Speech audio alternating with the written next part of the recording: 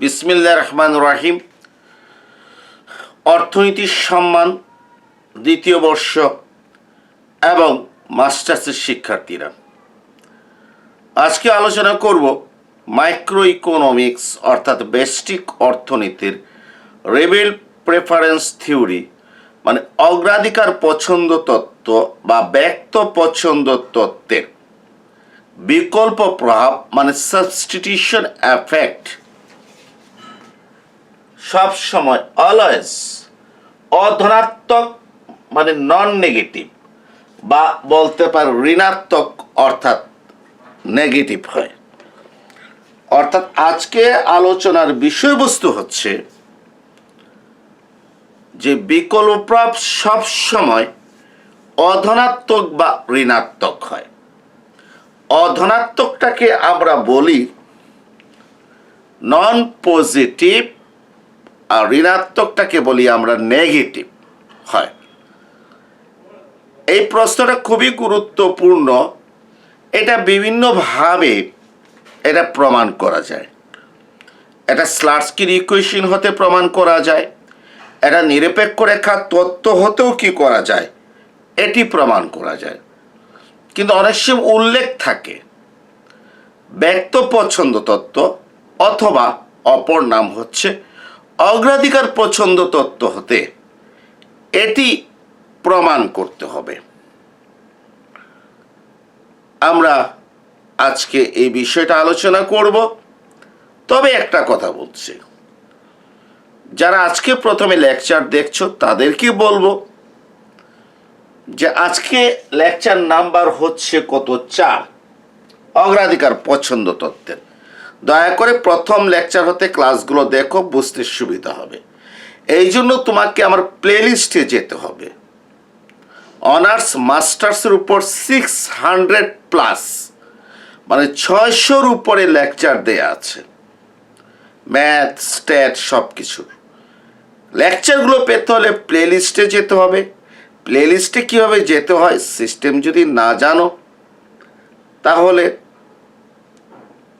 যারা দক্ষ তাদের সাহায্য নেবে। আর ভিডিওর শেষে দেখবে এখানে একটা কার্ড থাকবে, এখানে ক্লিক করলেই জানতে পারবে কিভাবে প্লেলিস্টে যেতে হবে। আর কথা বলছি না, আমি এটা প্রমাণ শুরু করছি। প্রথমে আমি এটা ম্যাথমেটিক্যালি প্রমাণ করব। এর আগে আমাদেরকে বুঝতে হবে অধনাত্মক আমরা বাংলায় বলি, ইংরেজিতে বলি নন নেগেটিভ, এবং ঋণাত্মক বলতে আমরা কি বুঝি।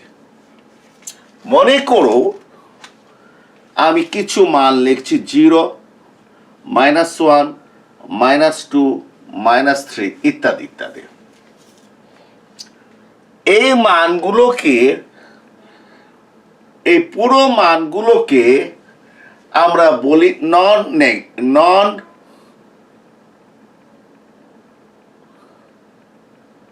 এখানে আমি বলেছি কি অধনাত্মক, এখানে নন নেগেটিভ হবে না, নন পজিটিভ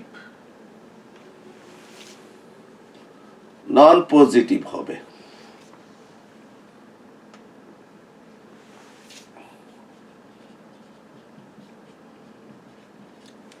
নন পজিটিভ, এই অধনাত্মক মানে নন পজিটিভটা কি, এই 0, -1, -2, -3 ইত্যাদি মানগুলো হচ্ছে নন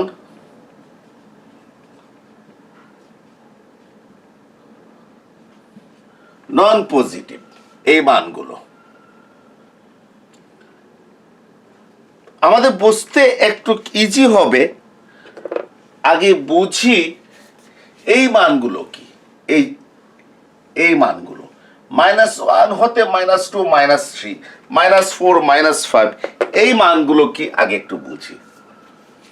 এই মানগুলো হচ্ছে নেগেটিভ মানে ঋণাত্মক মান। তার ঋণাত্মক মানগুলো কি? ঋণাত্মক মানগুলো হচ্ছে -1, -2, -3, -4, -5 ইত্যাদি ঋণাত্মক চিহ্ন বিশিষ্ট মানগুলো হচ্ছে ঋণাত্মক মান, ইংরেজিতে বলে নেগেটিভ। আচ্ছা, এখন আসো, এই ঋণাত্মক মানগুলো কি ধনাত্মক? তুমি বলবে না।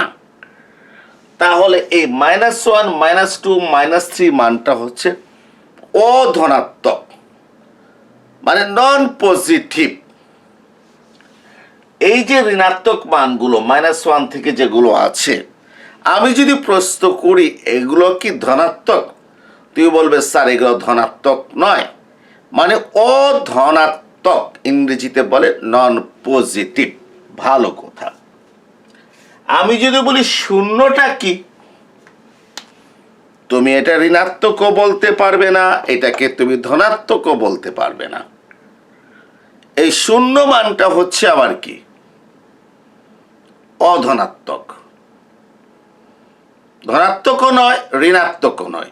অধনাত্মকও বলতে পারবো, অঋণাত্মকও বলতে পারবো। কাকে? শূন্যকে। যাক, তো এখানে যদি আমি বলি এখানে অধনাত্মক মানগুলো কি কি আছে, মানে নন পজিটিভ মানগুলো কি কি আছে, -3, -2, -1, 0, তুমি বলবে। আর যদি বলি এখানে ঋণাত্মক মানগুলো কি কি আছে, -3, -2, -1, 0 আসবে না।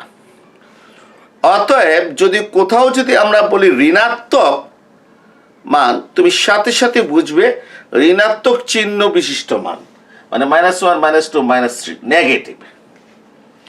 আর আমরা যদি বলি অধনাত্মক, মানে নন পজিটিভ, এর মানে যে মানগুলো ধনাত্মক নয়। তো ধনাত্মক নয় মানগুলোকে, সমস্ত ঋণাত্মক মানগুলো ধনাত্মক নয়, -3, -2, -1, এগুলো অধনাত্মক মানের ভিতরে পড়ে, আবার ঋণাত্মক মানের ভিতরে পড়ে। আর শূন্য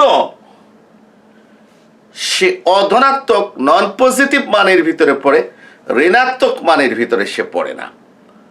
এই জন্য যখন আমরা অধনাত্মক মান বলবো, তখন সেই মানটা অবশ্যই 0 এবং মাইনাস মানগুলো, অর্থাৎ x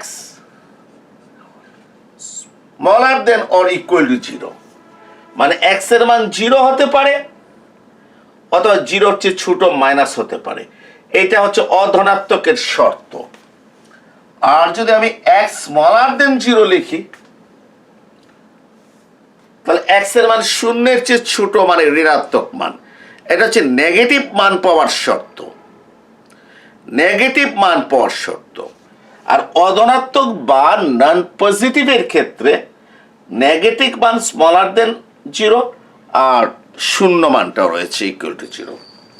আশা করি এই অধনাত্মক আর ঋণাত্মকের ঝামেলাটা কি হলো, শেষ করলাম।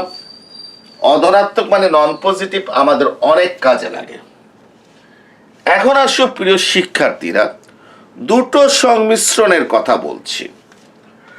একটা সংমিশ্রণ হচ্ছে QI0, আর একটা সংমিশ্রণ হচ্ছে QI1। এই দুটো সংমিশ্রণ আমরা ধরে নিচ্ছি এই দুটো সংমিশ্রণ একই নিরপেক্ষ রেখায় অবস্থিত। আমরা ধরে নিচ্ছি এই দুটি সংমিশ্রণ একই নিরপেক্ষ রেখায় অবস্থিত।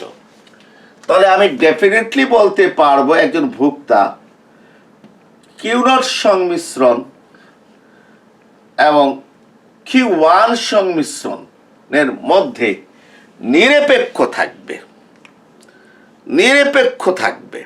এই দুইটা সংমিশ্রণের মধ্যে আমি বলতে পারবো এটা indifference between Q0 and Q1। একজন ভোক্তা নিরপেক্ষ থাকা বোঝায় চিহ্নটা, নিরপেক্ষ থাকবে যেহেতু এই দুটো সংমিশ্রণ একই একই নিরপেক্ষ রেখায় অবস্থিত। এখন মনে করো একটা দাম হচ্ছে P0, P0 দাম। এই P0 দামে আমরা ধরে নিলাম ভোক্তা Q0 সংমিশ্রণ ক্রয় করে। P0 দামে ভোক্তা কোন সংমিশ্রণ ক্রয় করে? Q0 সংমিশ্রণ ক্রয় করে। সেক্ষেত্রে তোমরা একটু বলো তো যে কিউ নট সংমিশ্রণ ক্রয়ের খরচ কত হবে? পি নট কিউ নট, আমি আই বলছি না, আসলে P naught I Q naught I, সংখ্যায় বলছি পি নট কিউ নট। আর পি নট দামে কিউ ওয়ান সংমিশ্রণ ক্রয়ের খরচ হচ্ছে পি নট ইন্টু কত? Q one. কিন্তু আমরা ধরে নিয়েছি ভোক্তা পি নট দামে কিউ নট সংমিশ্রণটা ক্রয় করে। পি নট দামে ভোক্তা কিউ নট সংমিশ্রণ ক্রয় করে, এটা আমরা ধরে নিয়েছি। তাহলে পি নট দামে কিউ নট সংমিশ্রণ ক্রয়ের খরচ পি নট কিউ নট, আর কিউ ওয়ান সংমিশ্রণ ক্রয়ের খরচ পি নট কিউ ওয়ান। এক্ষেত্রে এই শর্তটা হবে কিনা আমি প্রশ্ন রেখেছি তোমাদের উপর, এই শর্তটা হবে কিনা। মানে পি নট দামে কিউ ওয়ান সংমিশ্রণ ক্রয়ের খরচের চেয়ে কিউ নট সংমিশ্রণ ক্রয়ের খরচ কি বেশি? আবারও বলছি, পি নট দামে কিউ ওয়ান সংমিশ্রণ ক্রয়ের খরচের চেয়ে কিউ নট সংমিশ্রণ ক্রয়ের খরচ বেশি।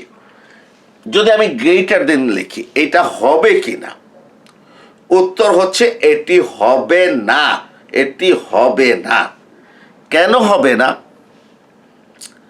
কারণ এটি যদি হয় তাহলে কিন্তু কিউ নট সংমিশ্রণ কিউ ওয়ান সংমিশ্রণ হতে অগ্রাধিকার ভিত্তিতে পছন্দনীয় হবে, অগ্রাধিকার ভিত্তিতে পছন্দনীয় হবে।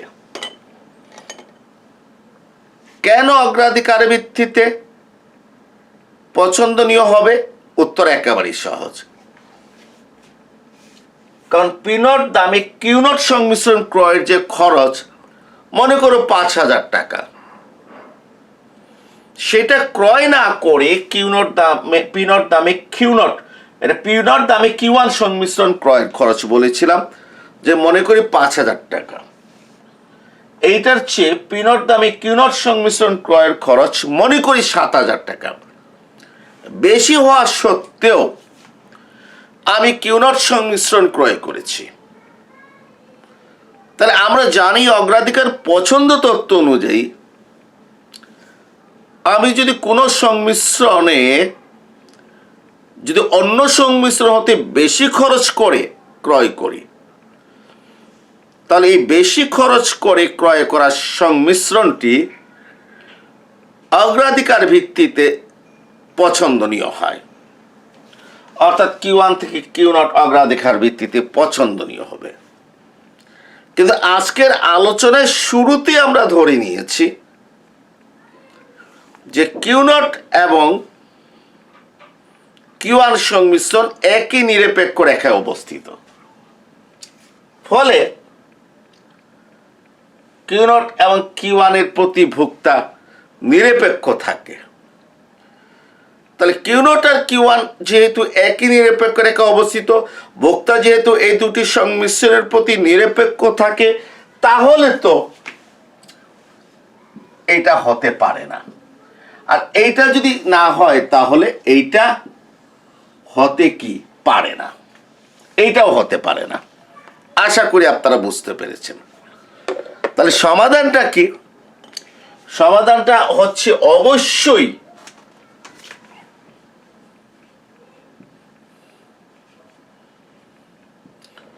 পি নট দামে কিউ নট সংমিশ্রণ ক্রয়ের খরচ পি নট দামে কিউ ওয়ান সংমিশ্রণ ক্রয়ের খরচের সমান হবে অথবা কম হবে। সমান হবে অথবা কি হবে? কম হবে। অবশ্যই এটা হবে, এটা হতে বাধ্য। কেন বাধ্য?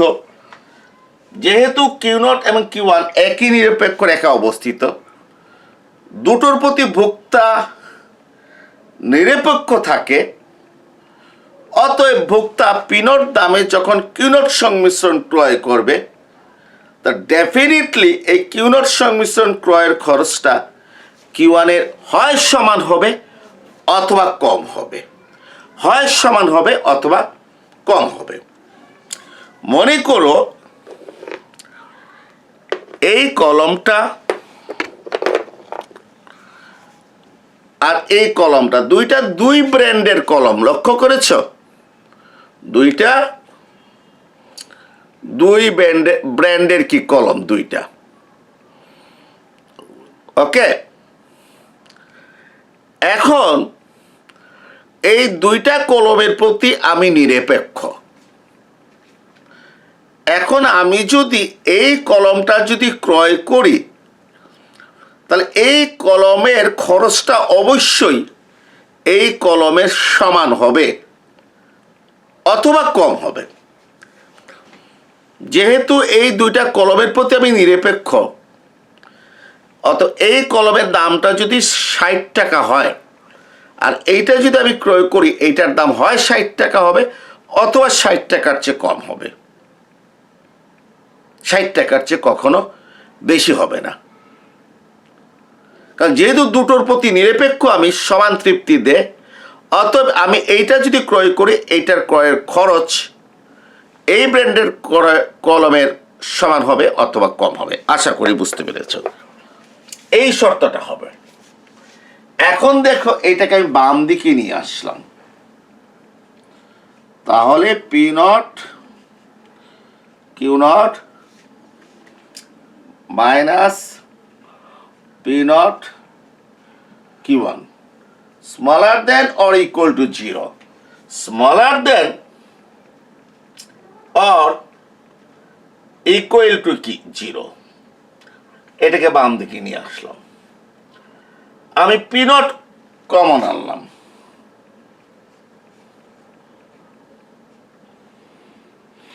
ঠিক আছে। তাহলে কত থাকলো? Q naught minus Q one smaller than or equal to 0। আমি কাকে কমন এনেছি? পি নটটা কমন এনেছি।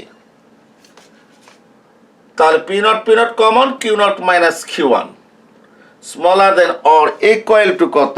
0। এরপরে দেখো সুতরাং মাইনাস পি নট, তাহলে কি লিখবো? Q one minus Q naught smaller than or equal to 0 dot dot কয় নাম্বার? 1 নাম্বার। প্রিয় শিক্ষার্থীরা দেখো তোমরা বুঝতে পেরেছ কিনা। আমি করলাম কি জানো, যে এখান থেকে মাইনাসটাকে আগে নিয়ে আসলাম। তা মাইনাসটা যদি আগে নিয়ে আসি তাহলে কিউ ওয়ানটাকে আগে লিখলাম, এই যে প্লাসে মাইনাসে মাইনাস, এই মাইনাসটা কিন্তু কিউ ওয়ান এর আগে, মাইনাসটা কিউ ওয়ান এর পূর্বে। যেহেতু মাইনাসটা আমি এই জায়গাতে নিয়ে এসেছি, এই জন্য কিউ ওয়ানটা আমি এখানে লিখলাম, আর এই প্লাসটাকে এখানে লিখলাম, কিন্তু প্লাসটা মাইনাস হয়ে গিয়েছে। কেন? কারণ মাইনাসকে মাইনাস দ্বারা গুণ করলে এই যে প্লাস চিহ্ন চলে আসবে, কারণ চিহ্ন পরিবর্তন করার কোনো ক্ষমতা কিন্তু আমার নেই, কোনো ক্ষমতা আমার নেই। এই মাইনাসটা কমন নিয়ে আসার কারণে কিউ ওয়ানটা আগে লিখলাম, এই প্লাসটা কি হয়ে গেল? কিউ নটের মাইনাস হয়ে গেল।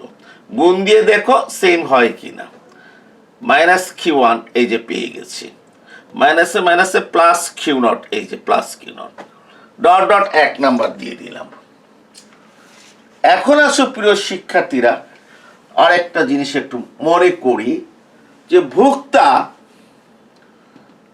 আরেকটা দাম হচ্ছে পি ওয়ান। কোন দাম বলেছি? পি ওয়ান দাম। এই পি ওয়ান দামে ভোক্তা কিউ নট সংমিশ্রণ ক্রয় না করে কিউ ওয়ান সংমিশ্রণটা ক্রয় করে। কোন দামে? এই পি ওয়ান দামে ভোক্তা কিউ নট সংমিশ্রণ ক্রয় না করে কিউ ওয়ান সংমিশ্রণ ক্রয় করে। তাহলে এক্ষেত্রে তোমরা বলো তো এই শর্তটা পালিত হবে কিনা। P1 Q1 greater than P1 into কত Q0। এক্ষেত্রে Q0 সংমিশ্রণ P1 দামে Q0 সংমিশ্রণ ক্রয়ের খরচ হতে P1 দামে Q1 সংমিশ্রণ ক্রয়ের খরচ বেশি, এই শর্তটা পূরণ হবে কিনা একটু চিন্তা করো। হবে না। কেন হবে না? ওই একই কথা আবার বলছি, কারণ Q0 এবং Q1 সংমিশ্রণ একই নিরপেক্ষ রেখায় অবস্থিত, পূর্বের কথা বলছি। অতএব ভোক্তা Q0 এবং Q1 এর প্রতি কি নিরপেক্ষ। সুতরাং সে যদি P1 দামে Q1 সংমিশ্রণ ক্রয় করে, তাহলে এটার খরচ কখনো Q0 হতে বেশি হবে না। যদি বেশি হয়, যদি Q1 সংমিশ্রণ ক্রয়ের খরচটা যদি কি হয় বেশি হয় Q0 হতে, মনে করো যদি বেশি হয়, Q1 এর খরচ বেশি, আমি Q1 কি করেছি ক্রয় করেছি, তাহলে অগ্রাধিকার পছন্দ তত্ত্ব অনুযায়ী Q1 সংমিশ্রণটা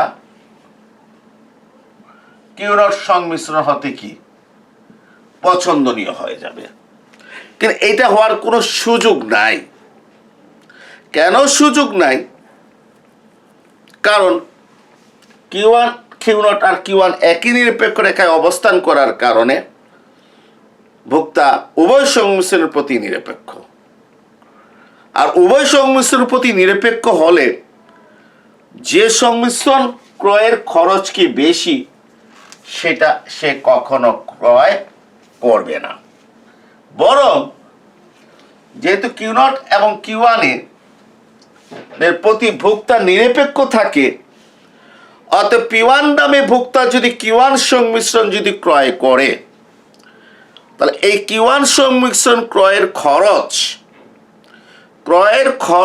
Q0 সংমিশ্রণ ক্রয়ের খরচের সমান হবে অথবা কম হবে, সমান হবে অথবা কি হবে কম হবে।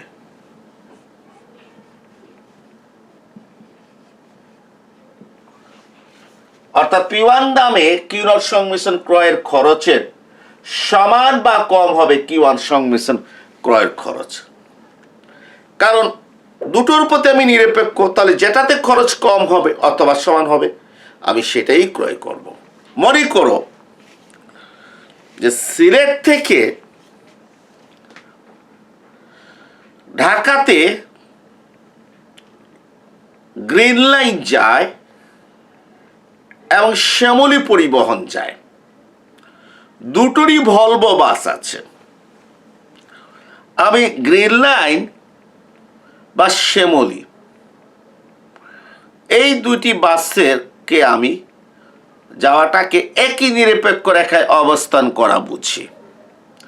অর্থাৎ গ্রিন লাইন বা শ্যামলী হতে আমি সমান তৃপ্তি পাই সিলেট থেকে ঢাকা যাওয়ার পথে। সো as a consumer হিসাবে I am indifference between Green Line and Shyamoli. অর্থাৎ আমি গ্রিন লাইন এবং শ্যামলীর প্রতি আমি নিরপেক্ষ থাকব। এখন যদি আমি গ্রিন লাইনে যদি ঢাকাতে যাই, তাহলে অবশ্যই গ্রিন লাইনের ভাড়াটা শ্যামলীর ভাড়ার সমান হবে অথবা কম হবে। শ্যামলীর ভাড়া হচ্ছে 1500 টাকা, অতএব গ্রিন লাইনের ভাড়া যদি 1500 টাকা হয়, আমি গ্রিন লাইনে যেতে পারি, যেহেতু দুটোতে আমি কি নিরপেক্ষ।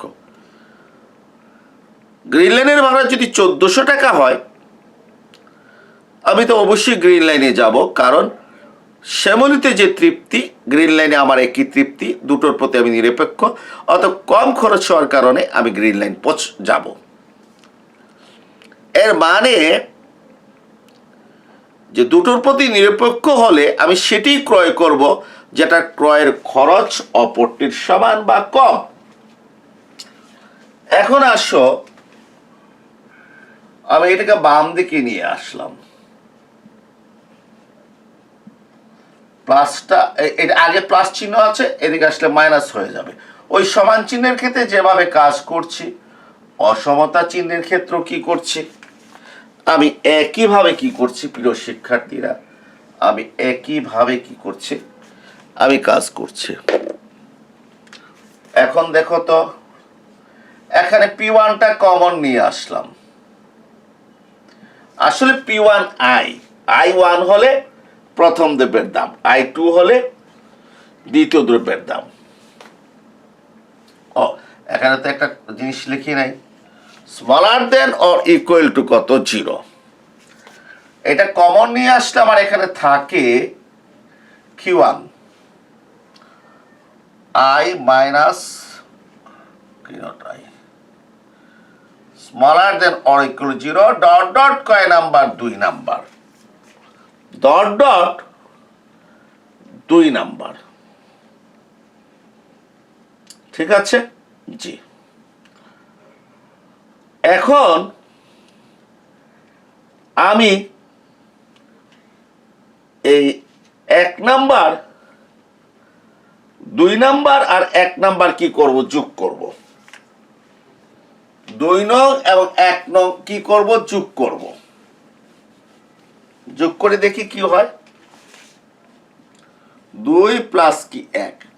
তোমরা বলবা 2 নং ও 1 নং যোগ করে পাওয়া যায়। 2 নম্বরে কি আছে, P1 common, Q1 minus Q0।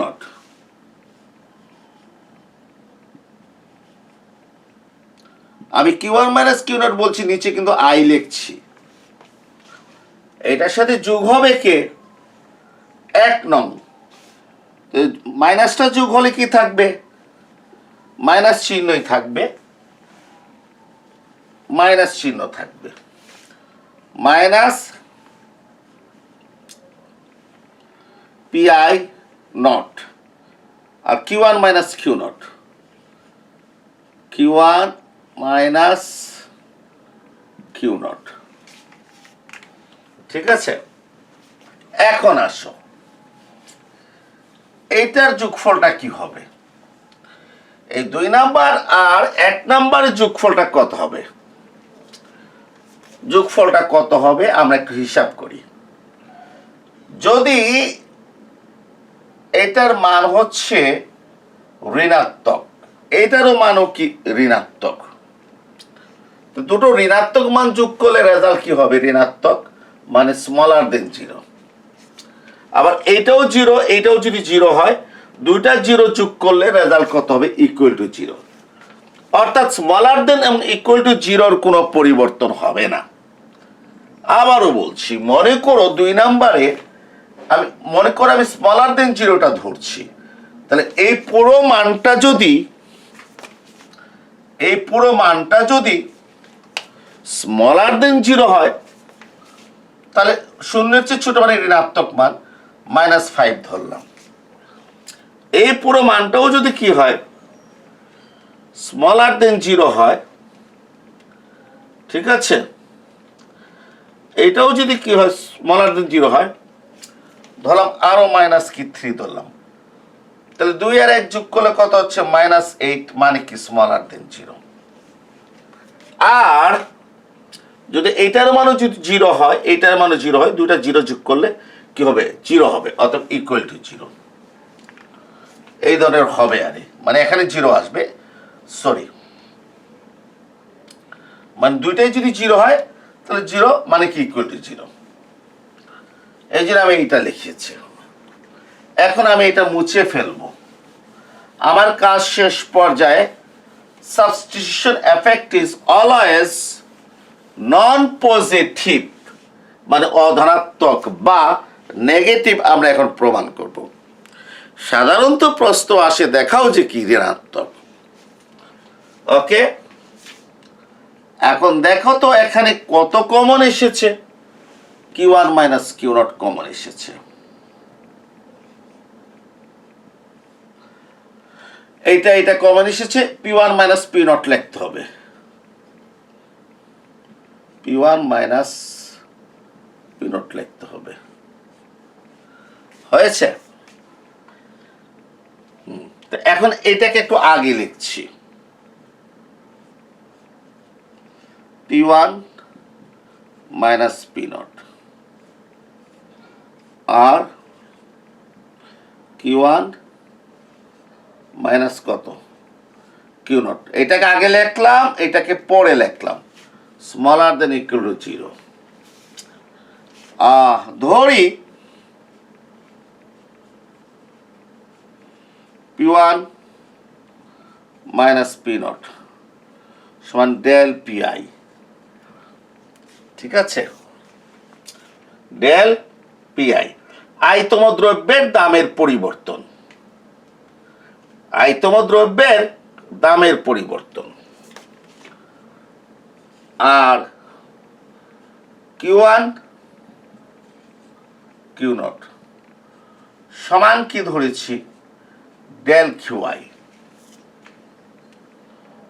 অতএব উপরোক্ত সমীকরণ হবে নিম্নরূপ, অতএব উপরোক্ত সমীকরণটা হবে নিম্নরূপ, ডেল PI ইন্টু, এটা ডেল PI লিখলাম, এটা কি, এটার জায়গায় ডেল QI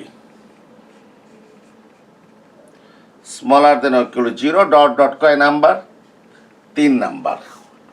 আমাদের কাজ হয়ে গিয়েছে। বিকল্প সবসময় অধনাত্মক বা ঋণাত্মক, এটা প্রমাণ আমাদের কি হয়ে গেছে। এখন একটু ফিনিশিংটা কি করব, দেব। নিচে জায়গা নাই, এই জন্য এই লাইনটাকে এখানে লিখছি, তোমাদেরকে 2 বার লেখার দরকার নাই, তোমাদের বোঝানোর জন্য আমি কি করছি, লিখছি del PY into del QI smaller than 0, কয় নাম্বার দিয়েছিলাম, 3 নাম্বার দিয়েছিলাম। সুতরাং এটা মুছে ফেলি, এই লাইনটাকে এখানে লিখলাম আবার। আচ্ছা, তাহলে এখন আসো 3 নং হতে বলা যায়, 3 নং হতে বলা যায় কি বলা যায়, ডেল PI গ্রেটার দেন 0 হলে ডেল QI স্মলার দেন 0 বা ডেল QI ইকুয়াল টু 0 হবে। 3 নং হতে বলা যায় যে ডেল PI গ্রেটার দেন 0 হলে ডেল QI স্মলার দেন 0 বা ডেল QI ইকুয়াল টু 0 হবে। এইটা কেন, ডেল PI গ্রেটার দেন 0 মানে দামের পরিবর্তন ধনাত্মক, এর মানে কি দাম বৃদ্ধি পেয়েছে। যখনই কোনো পরিবর্তন ধনাত্মক হয় আমরা ধরে নেব দাম কি হয়েছে, বৃদ্ধি পেয়েছে। আর দামের পরিবর্তন যদি ঋণাত্মক হয় আমরা ধরে নেব দাম কি হয়েছে, হ্রাস পেয়েছে। একটা উদাহরণ দিলে তোমরা বুঝতে পারবে। মনে করো চালের কেজি ছিল 10 টাকা, এটা হলো 12 টাকা। 10 টাকা ছিল, এটা হলো 12 টাকা। আমরা পরিবর্তন বের করতে হলে পরবর্তী হইতে পূর্ববর্তী বিয়োগ করি, পরবর্তী হতে পূর্ববর্তী বিয়োগ করি। অর্থাৎ আমি দামের পরিবর্তন যদি বার করতে চাই, পরবর্তী দাম 12 হতে পূর্ববর্তী দাম 10 বিয়োগ দেবো, কত, 2, এটা +2। আর দামের পরিবর্তন ধনাত্মক মানে +2 মানে কি দাম 2 টাকা বেড়েছে। ডেল P গ্রেটার দেন 0 মানে কি দাম বৃদ্ধি পেয়েছে। 3 নং অনুযায়ী হলে অবশ্যই 3 নং অনুযায়ী এত গ্রেটার দেন 0 হলে অবশ্যই ডেল QI স্মলার দেন 0 বা ইকুয়াল টু স্মলার দেন 0 বা ইকুয়াল টু 0 হবে। এর মানে কি, এর মানেটা হচ্ছে, তোমরা এইটা আবার লিখছি দেখো,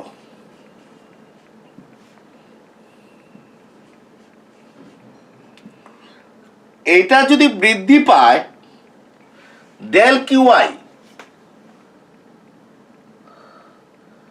এর মানে হচ্ছে কিউ এর পরিবর্তন, চাহিদার পরিবর্তন, চাহিদার পরিবর্তন ঋণাত্মক, মানে চাহিদা কি হয়েছে, হ্রাস পেয়েছে। Del Q I smaller than zero, মানে ডেল কিউ মানে চাহিদার পরিবর্তন স্মলার দেন জিরো মানে কি ঋণাত্মক, ঋণাত্মক মানে কি হ্রাস পেয়েছে, মানে এইটা হ্রাস পেয়েছে। তাহলে প্লাসে মাইনাসে কি হয়ে গেল, মাইনাস হয়ে গেল, মানে এই স্মলার দেন জিরোটা আসলো। অতএব বিকল্প প্রাপ্ত কি হয়ে গেল, ঋণাত্মক হয়ে গেল। কারণ দাম বাড়লে আমরা দেখছি চাহিদার পরিমাণটা হ্রাস পায়, একটা বাড়লে আরেকটা যদি কমে, অথবা একটা কমলে যদি আরেকটা যদি বাড়ে, তাহলে প্রভাবটাকে আমরা বলি ঋণাত্মক। একটা বাড়লে আরেকটা কমেছে, প্লাসে মাইনাসে মাইনাস, প্রভাব ঋণাত্মক। একটা কমলে আরেকটা বেড়েছে, একটা কমলে আরেকটা বেড়েছে, মাইনাসে প্লাসে কি মাইনাস, প্রভাব কি ঋণাত্মক। তা আমাদের এখানে আমরা ধরে নিয়েছি del P greater than zero, মানে দাম বৃদ্ধি পেয়েছে, মানে plus del Q smaller than zero মানে চাহিদার পরিবর্তন, চাহিদার এই ডেল মানে কি পরিবর্তন ঋণাত্মক, এ মানে চাহিদা হ্রাস পেয়েছে। প্লাসে মাইনাসে কি হয়ে যাবে, আমার রেজাল্টটা মাইনাস হয়ে যাবে, মানে স্মলার দেন জিরো। বিকল্প প্রাপ্ত কি হয়ে গেছে, ঋণাত্মক। আবার আসেন, এমনও তো হতে পারে আমার দাম বৃদ্ধি পেয়েছে কিন্তু সংশ্লিষ্ট দ্রব্যের চাহিদা জায়গায় রয়েছে, চাহিদার কোনো পরিবর্তন হয় নাই। আমার দাম বৃদ্ধি পেয়েছে কিন্তু সংশ্লিষ্ট দ্রব্যের চাহিদার কোনো পরিবর্তন হয় নাই, চাহিদা জায়গাতে আছে। তাহলে চাহিদার পরিবর্তন কত, শূন্য। ডেল কিউটা কত হবে, জিরো। তো এই যে প্লাস আর জিরো গুণ দিলে রেজাল্টটা কত, জিরো। ডেল পি ডেল কিউর গুণফলটা জিরো হবে। এই যে del P into del Q কত হতে পারে, জিরো হতে পারে। এই চিহ্নটার অর্থ কি, এই চিহ্নটার অর্থ হচ্ছে হয় স্মলার দেন জিরো মানে শূন্যের চেয়ে ছোট মান মানে ঋণাত্মক, অথবা ইকুয়াল টু কি জিরো, শূন্যের সমান। এর মানে আমরা এই আলোচনা হতে দেখলাম দামের যদি বাড়ে তাহলে চাহিদা কি হতে পারে, কমতে পারে। অর্থাৎ দামের পরিবর্তন এবং চাহিদার পরিবর্তনের ভিতরে বিপরীত সম্পর্ক, এর মানে বিকল্প প্রভাব সবসময় ঋণাত্মক হয়। আচ্ছা, আবার এমনও তো হতে পারে দাম বেড়েছে, চাহিদার কোনো পরিবর্তন হয় নাই, চাহিদার কোনো পরিবর্তন কি হয় নাই, তা প্লাস আর জিরো মানে জিরো হয়ে গেল। Del P into del Q এর মানটা কত হলো, ইকুয়াল টু জিরো, যেহেতু চাহিদার কোনো পরিবর্তন হয় নাই। এমনি বিকল্প প্রাপ্ত কত হয়ে গেল, শূন্য হয়ে গেল। তাহলে এই আলোচনা হতে আমরা দেখলাম বিকল্প প্রভাবের মানটা শূন্য হতে পারে আর ঋণাত্মক হতে পারে।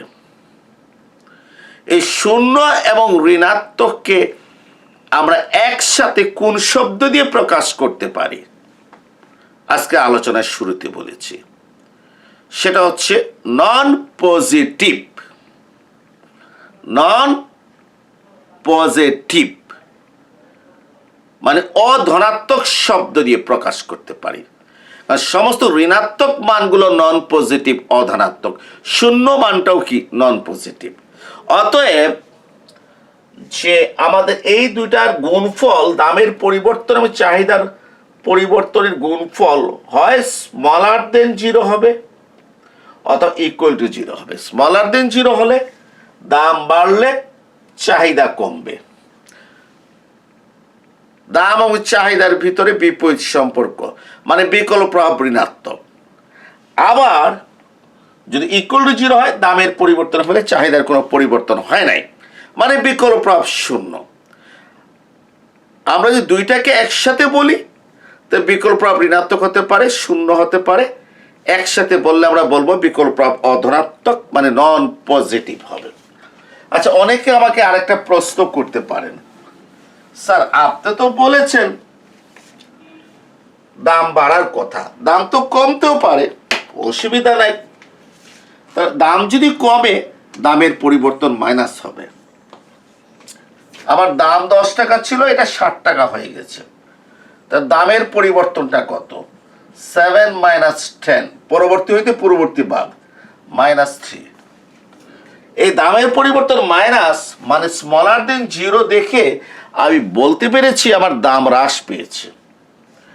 তো ডেল পি মাইনাস হয়ে দাম হ্রাস পেয়েছে। দাম হ্রাস পেলে আমার চাহিদা অবশ্যই কি হবে? বাড়বে। মাইনাসে প্লাসে কি? মাইনাস। কেন প্লাস কেন দিয়েছি? আমি এখানে মাইনাস দিয়ে দিলাম, দামও কমেছে আবার চাহিদাও কমে গিয়েছে, তাহলে মাইনাসে মাইনাসে কি? প্লাস। তাহলে এই দুটার গুণফল কি হবে? গ্রেটার দেন 0 হবে। আমি কি গ্রেটার দেন 0 লিখেছি না স্মলার দেন 0 লিখেছি? Smaller than 0। অতএব এটা গ্রেটার দেন 0 হবে না, এখানে প্লাস হবে না, তাহলে এখানে মাইনাস হবে না, কারণ মাইনাস হলে মাইনাসে মাইনাসে প্লাস, এখানে প্লাস হবে। মাইনাসে প্লাসে মাইনাস, অর্থাৎ দাম কমলে চাহিদা বাড়ে। দাম আর চাহিদার মধ্যে বিপরীত সম্পর্ক, বিকল্প প্রভাব ঋণাত্মক। আবার এমনও তো হতে পারে আর দাম কমেছে, চাহিদার কোনো পরিবর্তন হয় নাই, কি হয়ে গেল? বিকল্প প্রভাব 0 হয়ে গেল। তাহলে আমরা যখন যে বিকল্প প্রভাবটাকে ঋণাত্মক এবং 0 একসাথে বিবেচনা করব, তখন আমরা বলবো যে বিকল্প প্রভাব সব সময় নন পজিটিভ, অধনাত্মক হয়। আর আমরা যদি দামের পরিবর্তনের ফলে চাহিদার পরিবর্তন যদি বিবেচনা করি, তাহলে এই স্মলার দেন 0 বলছে দাম কমলে চাহিদা বাড়ে, মাইনাসে প্লাসে মাইনাস, অর্থাৎ দাম বাড়লে চাহিদা কমে, প্লাসে মাইনাসে কি? মাইনাস। এই জন্য স্মলার দেন 0 হয়েছে, এবারে বিকল্প প্রভাব ঋণাত্মক হয়। Substitution effect is negative. প্রিয় শিক্ষার্থীরা, বিষয়টা অগ্রাধিকার পছন্দ তত্ত্বের মাধ্যমে গাণিতিকভাবে ব্যাখ্যা করলাম। আগামী ক্লাসে চিত্রের মাধ্যমে দেখাবো বিকল্প প্রভাব ঋণাত্মক, এবং একই সাথে চিত্রের মাধ্যমে দেখাবো চাহিদা রেখা ডান দিকে নিম্নগামী হয় বা চাহিদা রেখা অঙ্কন করব। ঠিক আছে, অনেকগুলো কাজ করে ফেলবো। চিত্রের মাধ্যমে দেখাবো বিকল্প প্রভাব ঋণাত্মক, এবং চিত্র এবং একই চিত্র হয়তো আমি চাহিদা রেখা অঙ্কন করে কি করব? দেখাবো। এখন যখন কথা বলছি, দেখো স্ক্রিনে 4টা বক্স আছে। অবশ্যই যারা সরাসরি ইউটিউব থেকে ক্লাস দেখবে তারা এটা দেখতে পারবে, যারা ডাউনলোড করবে তারা তো এটা দেখার সুযোগ নেই, কারণ এই পর্যন্ত তো তুমি সরাসরি ক্লাসটা দেখো নাই। এই 4টা বক্সের ভিতরে একটা বক্সে ক্লিক করলে, যেখানে ছোট্ট মেয়ের ছবিটা আছে, চ্যানেলটা সাবস্ক্রাইব হয়ে যাবে, মানে বিভিন্ন ক্লাসের নোটিফিকেশন তুমি পাবে। বাকি 3টা হচ্ছে প্লে লিস্ট। প্লে লিস্ট মানে কি? যেন মাইক্রো ইকোনমিক্সের প্লে লিস্টে যদি ক্লিক করো, মাইক্রো ইকোনমিক্সের সমস্ত লেকচারগুলো তুমি ধারাবাহিকভাবে পাবে। 3টা প্লে লিস্ট দেওয়া আছে, এর বেশি দেওয়া যায় না। বাকি প্লে লিস্টগুলো তুমি আমার চ্যানেলের ভিতরে প্রবেশ করলে পেয়ে যাবে। সবাইকে ধন্যবাদ জানিয়ে আজকের এই ক্লাসটা শেষ করছি। আজকের ক্লাসটা রেকর্ড হয়েছে 1/12/21। তোমরা ভালো করে পড়ো, সেকেন্ড ইয়ার, সময় বেশি নাই। যারা 21 সালে যারা দ্বিতীয় বর্ষ পরীক্ষা দেবে, এবং অগ্রাধিকার পছন্দ তো তোমাদের জন্য খুবই গুরুত্বপূর্ণ। রেবেল প্রেফারেন্স থিওরি মাস্টার্সের একটা গুরুত্বপূর্ণ, সবসময় প্রশ্ন এখান থেকে আসে। সবাইকে ধন্যবাদ।